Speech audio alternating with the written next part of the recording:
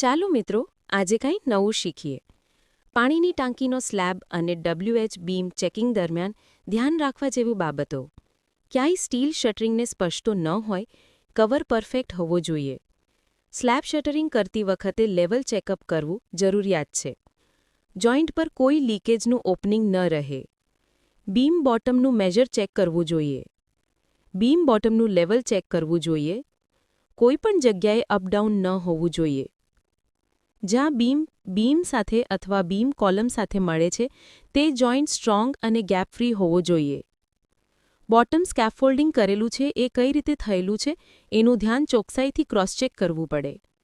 બીમની બે સાઇડની શટરિંગ એક સીધી લાઇનમાં હોવી જોઈએ. વર્ટિકલ કેટલાક મીટરે ઊભા થયેલા છે. બીમની ચોડાઈ, વિડ્થ, ટેપથી માપીને ડ્રોઈંગ જેટલી છે કે નહીં તપાસો. બીમનું અંદરોઅંદર માપ પ્રમાણે છે કે નથી એની ચકાસણી કરવી જરૂરી છે. બીમનું સ્ટીલ ચેક કરવું. સ્ટીલમાં લેપ ખાસ ધ્યાનથી ચેક કરવું. એક્સ્ટ્રા સ્ટીલ ડ્રોઈંગના હિસાબે આપેલું છે તો ડ્રોઈંગ જોઈને ચેક કરવું જરૂરી છે. લોંગ સ્પેન બીમ્સમાં રિક્વાયર્ડ કેમ્બર મૂકવામાં આવ્યો છે કે નહીં.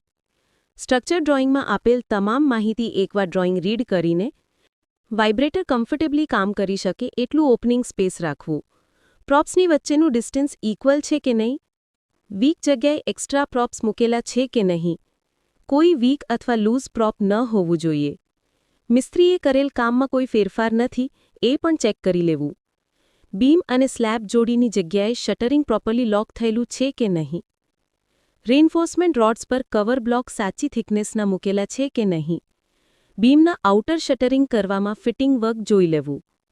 બીમ પાસે ચાલવાની જગ્યા અને સેફટી બેરિકેડ પ્રોપર રાખવી. બોટમ ફિક્સિંગનું વર્ક ચેક કરવું જેમાં બોટમ એક જગ્યા પર સ્થિર રહે. બીમની સાઇડ પ્લેટો ગેપ વગર ટાઇટ ફિટ થવી જોઈએ. બીમની અંદર પ્રોપર શટરિંગ ઓઇલ લગાવ્યું છે કે નહીં. બોટમ નીચે પૂરતા પ્રોપ્સ સપોર્ટ મૂકેલા હોવા જોઈએ. કોન્ક્રીટ પહેલાં વોટર ટેસ્ટ અથવા ડ્રાય રન કરીને લીકેજ પોઇન્ટ ડિટેક્ટ કરવો. બીમ કાસ્ટિંગ કરતી વખતે મહત્વના પોઇન્ટ્સ હંમેશા ધ્યાનમાં રાખવા જોઈએ. સાઇડ શટરિંગ મજબૂત રીતે ટાઇટ હોવું જોઈએ. કોઈ ખાલી જગ્યા નહીં રહે. ઓઇલી, મસીદાર ફોમ ઓઇલ ઓછો લગાડવો. વધારે લગાડવાથી લીકેજ થવાની શક્યતા રહે. સ્ટીલનું કવર બ્લોક 25 મીમી 40 મીમી મુજબ બરાબર મૂકળેલું હોય. લેપ લેન્થ પ્રોપર રાખવી. બીમમાં મિનિમમ 50 ડી. સ્લમ્પ ટેસ્ટ 75 થી 125 મીમી રેન્જમાં રહે. મિક્સિંગ પ્રોપર હોવું જોઈએ. Machine mix પ્રેફર્ડ. પાણીનું પ્રમાણ નિયંત્રિત રાખવું. વધારે પાણી નાખવાથી સ્ટ્રેન્થ ઘટે છે.